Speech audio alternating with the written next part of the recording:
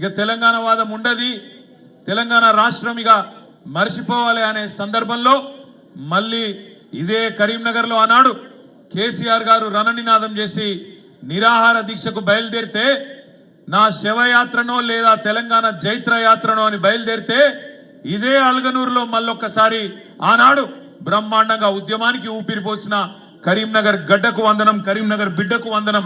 మీ అందరికీ పేరు పేరున శిరస్సు వంచి నమస్కారం. ఇవాళ కరీంనగరే లేకపోతే, కరీంనగర్ పోరాట స్ఫూర్తి లేకపోతే ఇవాళ వాస్తవానికి తెలంగాణ రాష్ట్రం సిద్ధించునో లేదో నాకైతే అనుమానమే.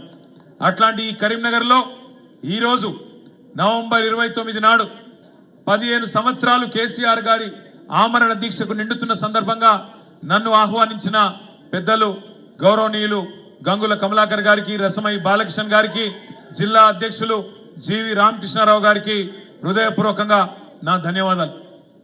మిత్రులందరికీ నాదొకటే విజ్ఞప్తి, ఒకటే ప్రార్థన. మనం ఎటు పోతున్నామో తెలుసుకోవాలంటే, ఎక్కడ ప్రారంభమైనమో కూడా యాద్ చేసుకోవాల్సిన బాధ్యత మనందరి మీద ఉన్నది. పెద్దలు కేసీఆర్ గారు ఒకసారి కాదు 100ల సార్లు చెప్తా ఉంటారు. తాను స్వయంగా పాటలు కూడా రాసిండు. ఎందుకంటే 1948 నుంచి 56 వరకు 8 ఏళ్ళు ఒక ప్రత్యేక రాష్ట్రంగా ఉన్న తెలంగాణ, ఆనాడు పేరు వేరు కావచ్చు, హైదరాబాద్ రాష్ట్రం పేరిట 8 ఏళ్ళు ప్రత్యేక రాష్ట్రంగా ఉన్న తెలంగాణ ఆనాడు ఇష్టం లేని బలవంతపు పెళ్లిలో భాగమై ఒక అమాయకపు పిల్ల పెళ్లి ఒక అతి హుషారైన పిల్లగాంతో జరుగుతుంది అని స్వయంగా ఆనాటి అప్పటి ప్రధానమంత్రి జవహర్లాల్ నెహ్రూ గారు నిజామాబాద్లోని ఖలీల్వాడి మైదానంలో చెప్పిండు. ఆజ్ एक मासूम बच्ची की शादी एक नटखट लड़के के साथ हो रही है.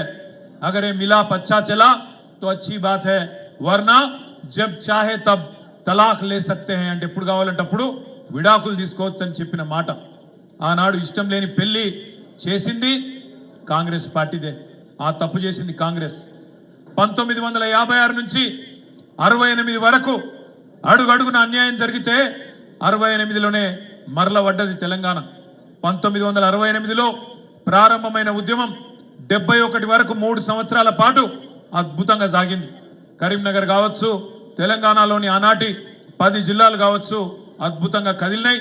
తెలంగాణ పౌరుషాన్ని చాటుతూ 1971 పార్లమెంట్ ఎన్నికల్లో భారతదేశం మొత్తం కాంగ్రెస్ గెలిస్తే ఒక్క తెలంగాణలో మాత్రం 14 పార్లమెంట్ సీట్లలో 11 పార్లమెంట్ సీట్లు ఆనాడు తెలంగాణ ప్రజా సమితి గెలిచి తన గుండెను చీల్చి ఆత్మను ఆవిష్కరించి భారతదేశం మొత్తానికి వినబడేలాగా చెప్పిండ్రు తెలంగాణ ప్రజలు ఆనాడే.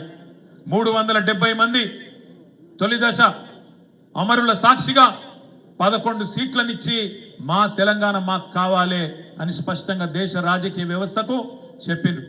కానీ కర్కశంగా ఇష్టం లేని పెళ్లి చేసిన మొదటి దశ ఉద్యమంలో 370 మందిని కాల్చి చంపిన 11 మందిని ఆనాడు ఎంపీలను తెలంగాణ ప్రజలు గెలిపించిన వాళ్ళని తీసుకుపోయి మళ్ళొకసారి తెలంగాణ ప్రజల ఆకాంక్షను బేఖాతరు చేసింది కాంగ్రెస్ పార్టీ. 71 నుంచి 2001 దాకా 30 ఏళ్ల పాటు పెద్దలు, బుద్ధిజీవులు, ప్రొఫెసర్ జయశంకర్ లాంటి పెద్ద మనుషులు, ఆచార్య కొత్తపల్లి జయశంకర్ గారు లాంటి పెద్దలు, విద్యాసాగర్ రావు గారు లాంటి నిపుణులు, అదేవిధంగా ఇంకా కవులు, కళాకారులు, విద్యావంతులు, టీచర్లు కావచ్చు, ఉద్యోగులు కావచ్చు, వాళ్ళు కాపాడుకున్నారు. ఎప్పుడన్నా ఎవరన్నా రాకపోతారా, మళ్ళొక్కసారి తెలంగాణ ఉద్యమం రగలకపోతుందా అని చెప్పి ఎదురు చూస్తున్నప్పుడు కలిసి వచ్చే కాలానికి నడిసొచ్చే కొడుకు అన్నట్టు అప్పుడు వచ్చిండు మన నాయకుడు గులాబీ జెండా ఎగరవేస్తూ కేసీఆర్ గారు.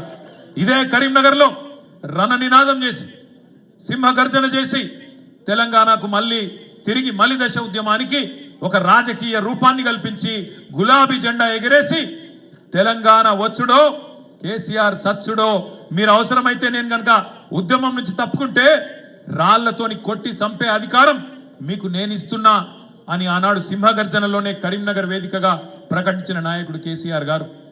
పదవీ త్యాగంతో పార్టీని ప్రారంభించి ప్రాణ త్యాగానికి సిద్ధపడి రాష్ట్రాన్ని సాధించిన మహానాయకుడు తెలంగాణలో కేసీఆర్ గారు మాత్రమే అనే మాట ఒకసారి నేను మీకు గుర్తు చేస్తా ఉన్నా.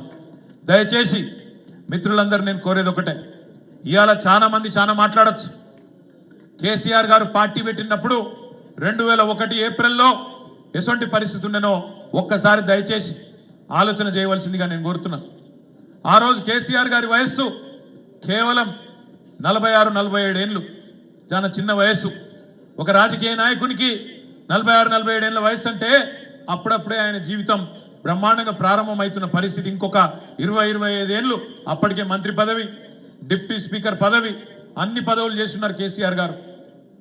ఆయనకు నిజంగానే కేవలం రాజకీయాల్లో పదవుల మీద యావ ఉంటే, పదవుల మీద మాత్రమే మోజుంటే ఆ రోజు ఆయన కూడా అప్పుడున్న ముఖ్యమంత్రి గారు ఇచ్చిన బంపర్ ఆఫర్ తీసుకొని మంచి మంత్రి పదవి తీసుకొని చల్లగా ఇంట్లో వండొచ్చు కాంగ్రెస్ వాళ్ళ లెక్క.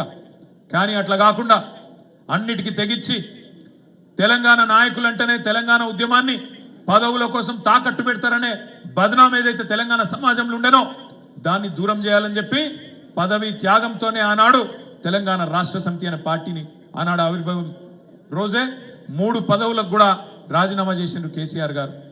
ఆ తర్వాత 14 ఏళ్ల పాటు దెబ్బలు తిన్నాడు, ఎదురు దెబ్బలు తిన్నాడు, అక్కడక్కడ విజయాలు, అక్కడక్కడ అపజయాలు అన్ని కూడా చూసిండు కేసీఆర్ గారు.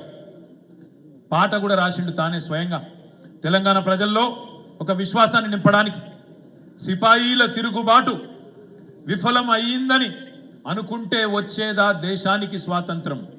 సిపాయిల తిరుగుబాటు 1857లో విఫలమైందని చెప్పి ఎక్కడోళ్ళు అక్కడ బీరిపోతే దేశానికి స్వాతంత్రం వస్తుండనా?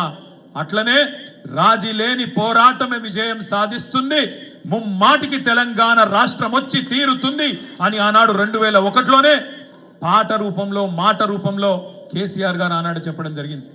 ఇప్పుడే కమలాకర్ అన్న ఒక మీకు పాట చూపెట్టిండు, తాను తయారు చేయించిన పాట. అందులో చెప్పిండు, ఏమన్నాడు? కేసీఆర్ అనేది ఒక పేరు కాదు, కేసీఆర్ అంటే పేరు కాదు, కేసీఆర్ అంటే తెలంగాణ పోరు అనే మాట ఇప్పుడే కమలాకర్ గారు ఏదైతే చెప్పినారో అది అక్షర సత్యం. కేసీఆర్ ప్రతి మాట ఒక తూటా లెక్క వేలింది తెలంగాణ ఉద్యమంలో. 2001 నుంచి 14 దాకా ఒక ఉత్కృష్టమైన ప్రజాస్వామిక ఉద్యమానికి రాజకీయ రూపు కల్పించి తెలంగాణ ప్రజలను ఒక రాజకీయ శక్తిగా మలిచి అద్భుతంగా ఈరోజు తెలంగాణ సాధన జరిగింది అంటే దానికి కారణం ఖచ్చితంగా 3.